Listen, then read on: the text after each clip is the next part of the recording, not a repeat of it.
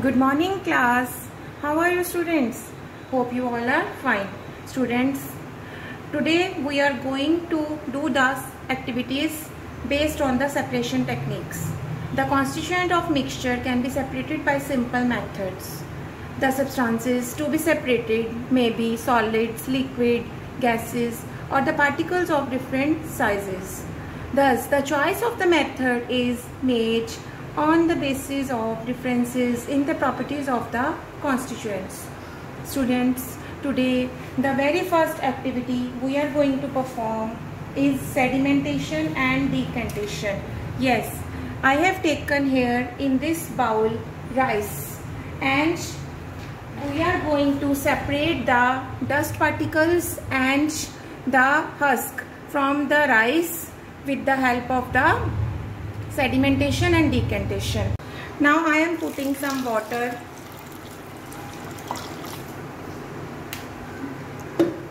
and we are going to mix it well.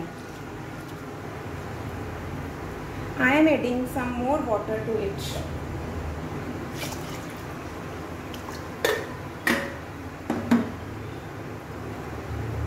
And wash it properly.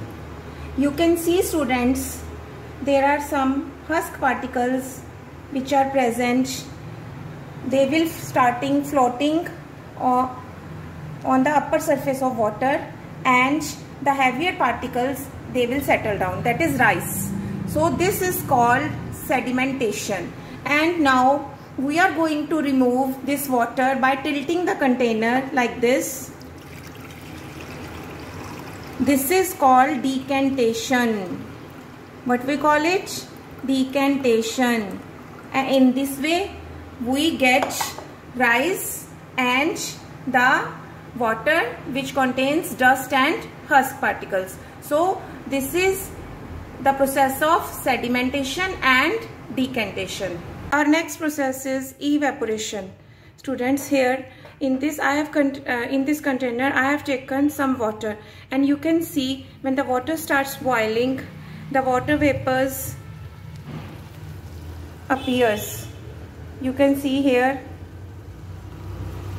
as water vapors come out, and I am going to place a lid on the container. When I am taking off the lid, we can see the vapors appears on the lid. So hence this is the process called evaporation. So water, liquid water, it converts into the vapor phase. This is called evaporation. Next is condensation. We are going to cool this water and placing a lid on the container. I am going to off the burner, and after some time when it cools down, we will see the water vapors appear on the surface of the lid. Yes, after some time when the water cool down, you see that the water vapors appears on the surface of the lid. This is called condensation. When the hot water vapors, they come in contact with the cold surface, they again get converted into the liquid water. This process is called condensation. Our next process is filtration. Here I am taking hot water and putting some tea leaves in the water. So as to make tea, we are using this process. When it starts boiling, then we have to separate the tea leaves from this water, and by filtering we can separate this. Okay, now I will show you the filtration with the help of sieve. I have taken here sieve, and with the help of sieve I am going to separate the tea leaves from the solution. Now here this is called filtrate. ये हमारा क्या है? Filtrate. Okay, इसको हम filtrate बोलेंगे, and we have separated all the tea leaves from the filtrate. Here you can see there is no tea leaf present. This process is called filtration. So today we have learned sedimentation, decantation, evaporation, condensation and filtration. Now one more process left is saturation, unsaturation and supersaturation. We are going to learn these processes also. Yes students, I have taken here half glass of water and sugar. Now I am going to add sugar to this water. 2 spoons of sugar to this water and going to mix it properly. Nearly all the sugar dissolves in water. I am going to add 2 more sugar to it. Almost all the sugar dissolves. Now we are going to add 1 spoon more of the sugar in it and start dissolving. At this point, some of the sugar left in the glass. It does not dissolve. It means now at this stage when sugar stops dissolving and no more sugar can be added to the solution. At this stage, the solution is called as saturated solution.